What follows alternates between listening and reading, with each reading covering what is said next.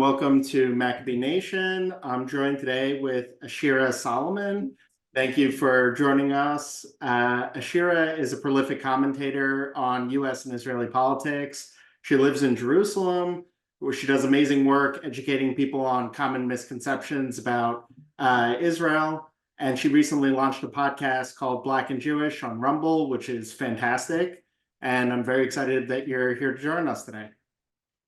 Thank you so much for having me. It's been long overdue for us to sit down and have this conversation, so I'm excited to be here. Me too. I'm want to start by, I know that you made you made Aliyah and you live in Israel. I know you're visiting the US now, but I'm constantly torn between all Jews should kind of move to Israel or we should stay and fight where we are. And I'm curious about your journey and how you came to that decision and what are your thoughts on that particular topic? Wow, that's such a great question. I think that how I want to say this. For me personally, I do believe in the Torah and what it says about the land of Israel being given to us, that it is our gift and that is where we should reside. And so for me, it was like, as a Jew, I should live in the land of Israel. I understand that there are other outside factors, logistical factors that can stop people from wanting to go to the land of Israel. And not just logistics. I hear there are certain, Jewish sects that believe we shouldn't be in the land right now, or we should wait for the Mashiach to come, or when the Mashiach comes, we'll all be in the land anyways, etc. But I just feel like it's where we belong. And so I lived in Israel 3 separate times, once in 2016, 2019, and then I went back 2022, and I've been there since 2022. When I went in 2019, I came back to the States early 2020, January, right before COVID hit in March. And I was supposed to go back, and I couldn't because I didn't get vaccinated, and, all the laws with happen with the vaccination and things like that.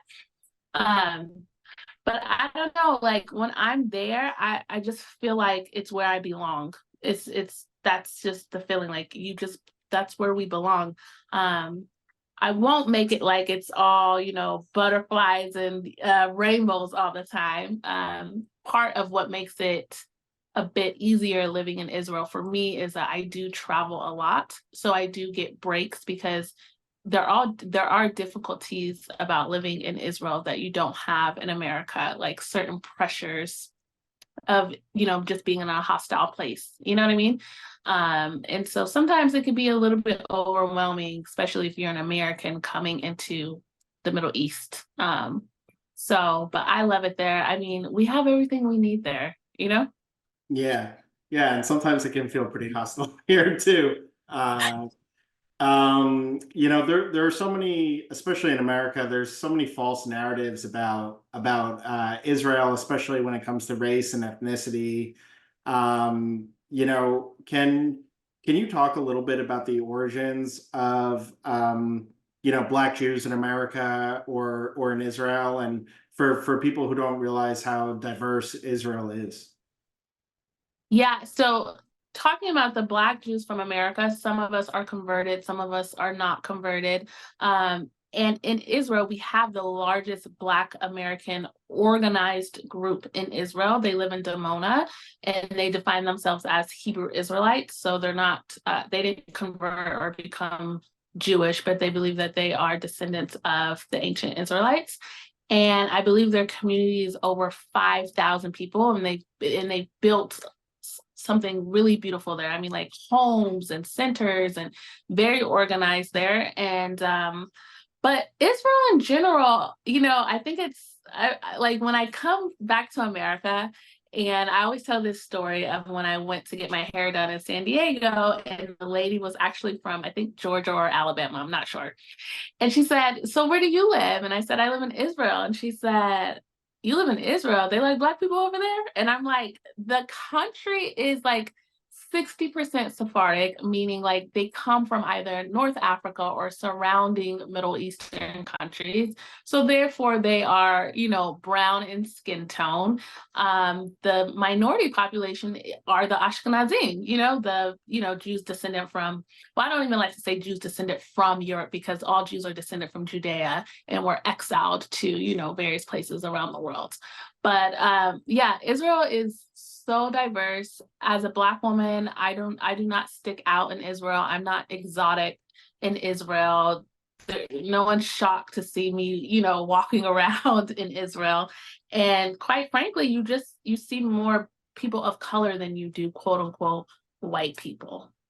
Yeah, where do you think the misconceptions come from, or the lack of information that people? It's obviously something that people feel so passionately about here right now, or not just here, but in Western, Europe and other places. I think the misconception comes from one, Zionism as it started in Europe as a political movement, and not knowing the history of Zionism, and seeing that political movement starting in Europe, and seeing that they believe that the early Zionists were from Poland and Europe, and that they were white men, is what people are seeing, and that's what they think. So they believe that Zionist movement is colonialism from white people from Europe.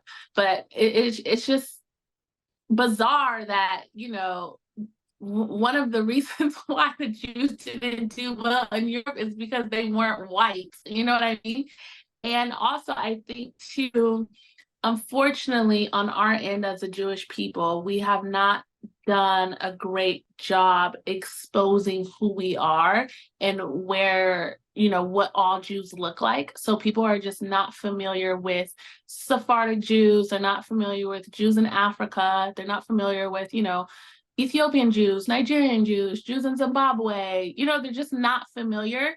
And in America, in some ways, I feel like it's not all one person's fault in terms of not being familiar with the faces of the Jewish people, because in America, primarily what they see are Ashkenazi Jews, And whenever I say Jewish to someone here in America, the first thing they say, oh, the people with the curlies. So they don't even think Jews look like you and I. They're thinking like Hasidic Jews is what comes to their mind. Someone with a black hat and curlies, like that's Jewish to them. And so I think it's just because of, what the face of Judaism is in America. There are these misconceptions that Jews are all white. And we can get into like race and color and all of these things, but really, I really hate that we have terms like the Black Jew, the white Jew, etc., because we don't use these terms to define ourselves. Our terms that we define ourselves are like the seed of Israel, B'nai Israel, children of Israel.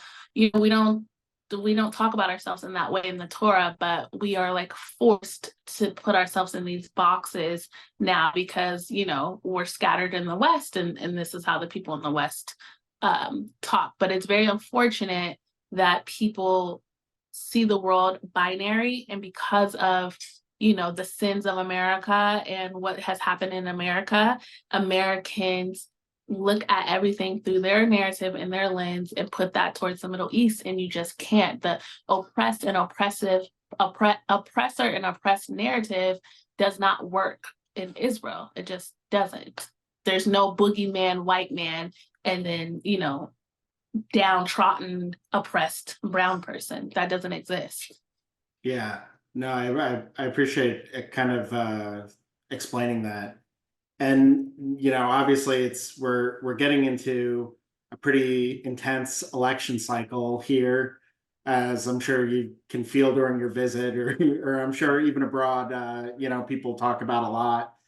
And I feel like this is really dividing Israeli and diaspora Jews. Jews in America feel pretty politically divided. And I'm wondering what are your thoughts on the election, because you live in Israel, but obviously you have strong ties to America. I also lived in Israel for 5 years and served in the IDF, and I have strong ties to Israel, and obviously, constantly accused of dual loyalty and all the classic Right. anti-Semitic tropes. And it's really front and center this election, like it's never has been. I think historically, Israel's never been such a partisan issue in America. So how are you navigating that, and what are your thoughts on everything that's going on there? So I like to say, my background is that I worked in DC. I've worked for the California State Senate, and I've always worked for Republicans. I'm a registered Republican. I'm a conservative myself. But I think what's coming down to this election with American Jewry is, listen, most American Jews fall on the left. And given October 7th and what has happened since October 7th, and the lack of support that we have seen from our American politicians, from the international community, American Jews are coming to some type of reckoning because, listen, they have to figure out, are they going to be a one-issue voter? And at the end of the day, some people are one-issue voters and some people are not. And so we have, you know, liberal Jews who feel very strongly about certain social issues. Maybe they are like, anti-gun, maybe they are pro-choice, they're all of these things. And so they can't see themselves voting for someone like Trump. But at the same time, Kamala Harris is no friend to the Jews. And so there's this disconnect that they're having. And we've seen what the Biden administration, they didn't really do well with Israel. And so I think that they're just having this reckoning within themselves. They're politically homeless.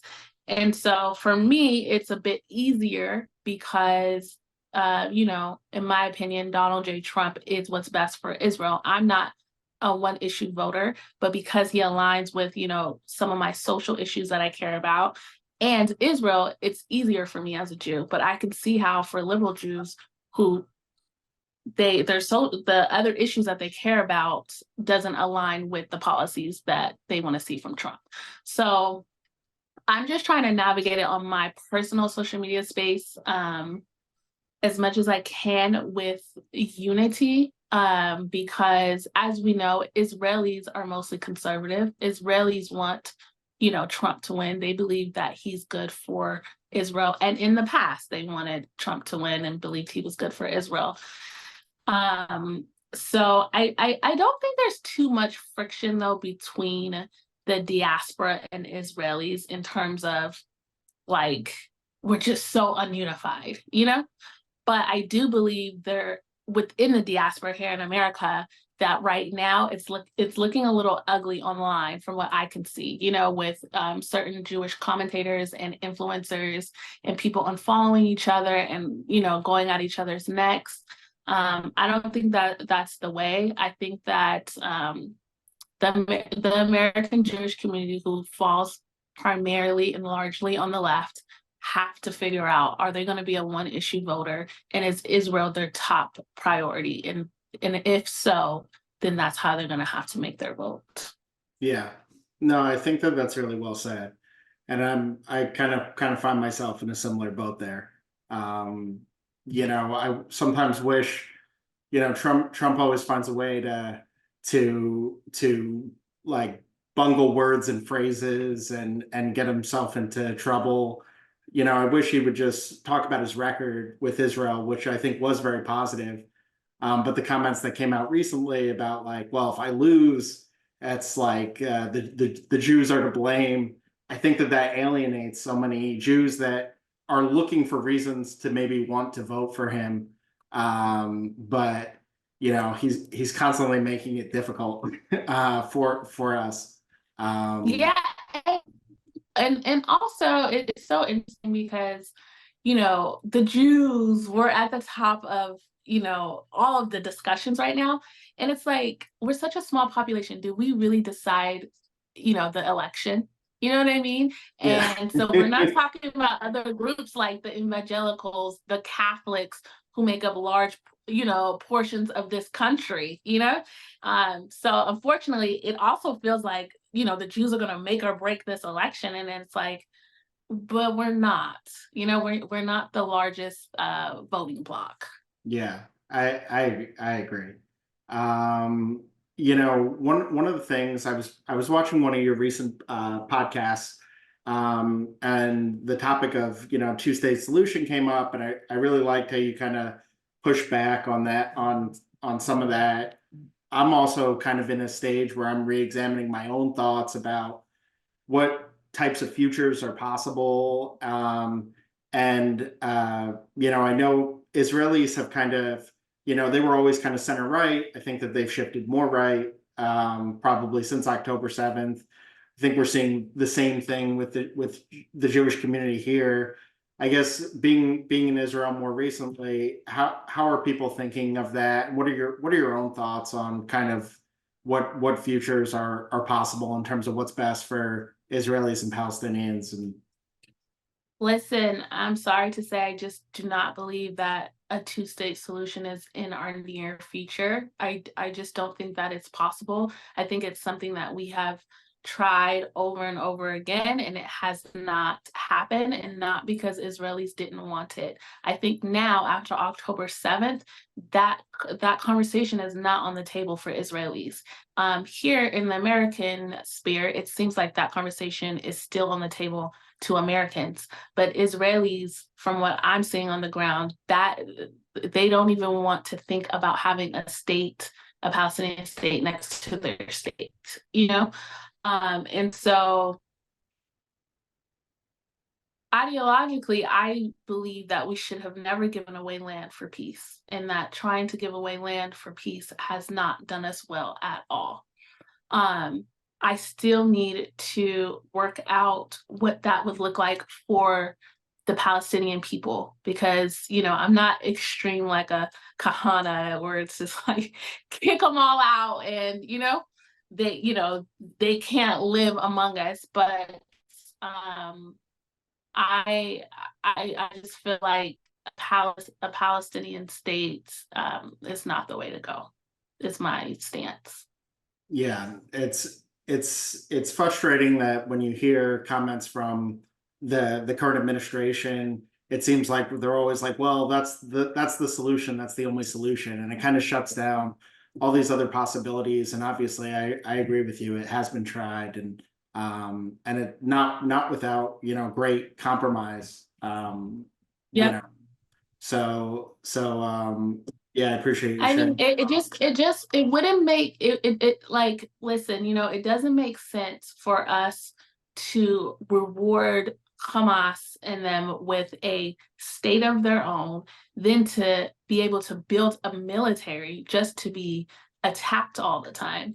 One, I think we need to be focusing on re-educating their youth.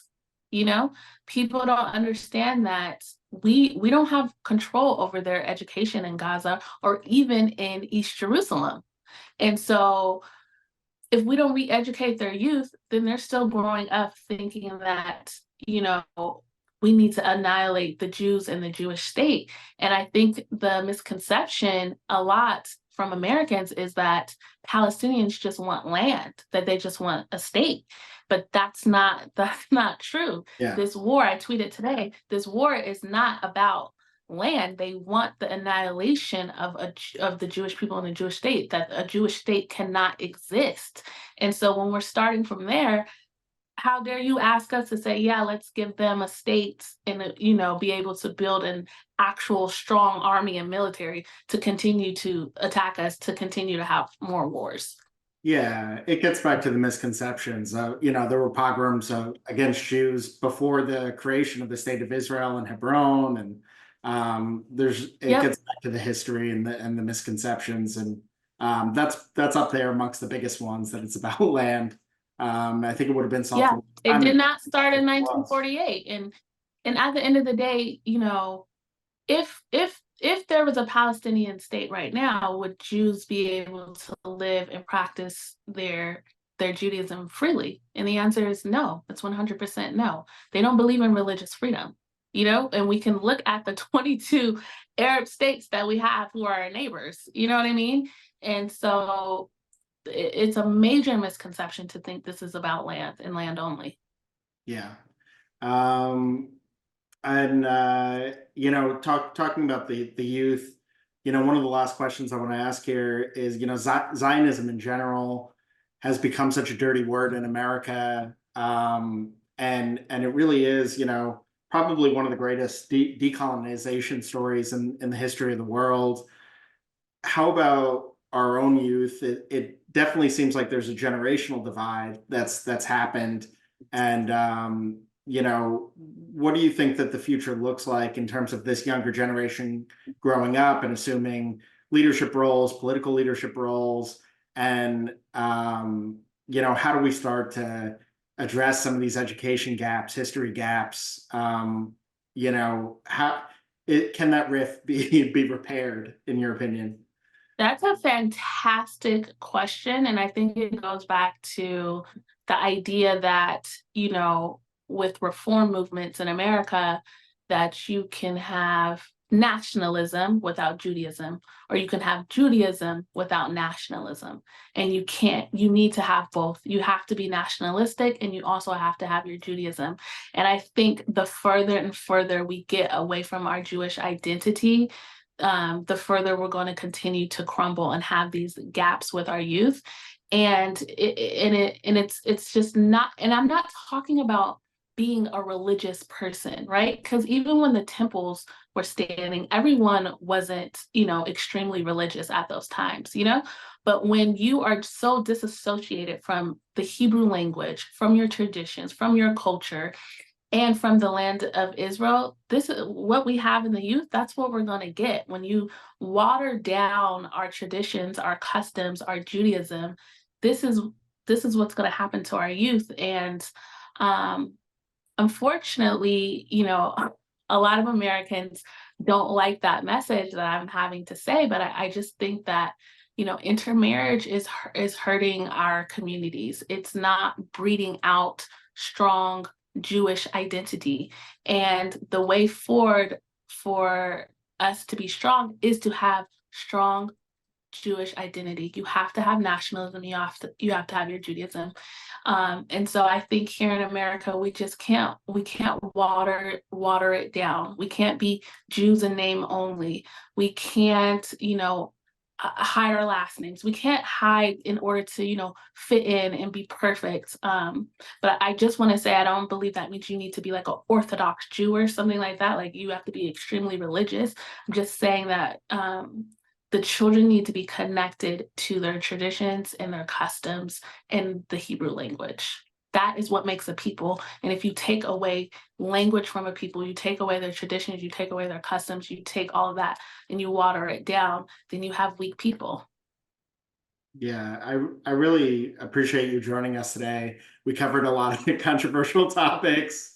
Um, is there anything that you'd like to share with our community or share in general before we go, or anything that's top of mind for you that you'd like to talk about?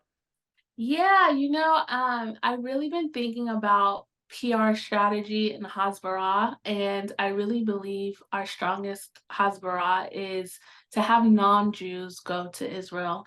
And Yeah. so for the donor class to be thinking about how to bring more non-Jews to Israel, influential non-Jews, and influential could mean anything. It could mean like your influential business owners in your community, your influential social workers, whatever influence you think the person has. But I recently interviewed a senator from Florida, and she's a Democrat, and she went with a group of legislators to Florida, and she was pro ceasefire. And when she got back, she was not pro ceasefire. And she said because she was pro ceasefire because she thought if there's a ceasefire, then there will be peace. And she said what she saw on TV was what it looked to be was just a bunch of Palestinian children dying, which is heartbreaking to see any child dying, and it's unfortunate that children are suffering during war on both sides in Israel and in Gaza. And she said what she didn't understand Hezbollah. She didn't understand the tunnels. She didn't understand how Hamas works. She didn't understand what was going on in the West Bank until she went to Israel and they showed her all of these things. And she sat with people and she sat with Arabs and Jews and she was like, oh, wow, I didn't realize there's a lot of unity among Arab Israelis and Jews as well. And so she came back and she changed her stance. And I think that's such a powerful testament to why we need to send more non-Jews to Israel, because I can talk till I'm blue in the face, but if you can go and you can land and you can see it for yourself, as soon as you land, you see that there's no apartheid. Apartheid doesn't exist in Israel. It just doesn't. If anything, if there's apartheid on their side, Israelis can't go to the West Bank. You know what I mean? I think And so I think you're definitely onto something there. It would be great to get more, especially anti-Israel voices to visit the country. I think it could make a difference. yeah, You're onto something. I don't know how many. I don't know yeah. if So we're willing to go in all cases, but I think it could be impactful. And then the second thing that comes to mind is I would love to encourage all of my, Jewish warriors out there to have dialogue with, anti-Semites, to have dialogue with people who are not favorable to Israel, and to have what's the word I'm looking for? When they're having dialogue, to make sure that they are attacking ideas and facts and not people. Because what I'm seeing online, especially with Candace Owens, right, and why she seems to continue to win arguments, is not because she has facts on her side. It's just because the response of the Jewish people are always like, oh, this person's mentally ill, or this person is sick, or this person is crazy, and we continue to try to attack someone's mental health, which we know nothing about, instead of attacking the statements that they're making, because the facts are on our side. So all we have to do is just somberly attack the statements with facts. We need to combat them with actual facts and data and information, because we have the information about our own people and our history. And so I would just encourage people to be more strategic, my Jewish warriors to be more strategic in their attacks, or dialogues, I should say, with people who are anti-Semitic. Yeah, I think that's great advice.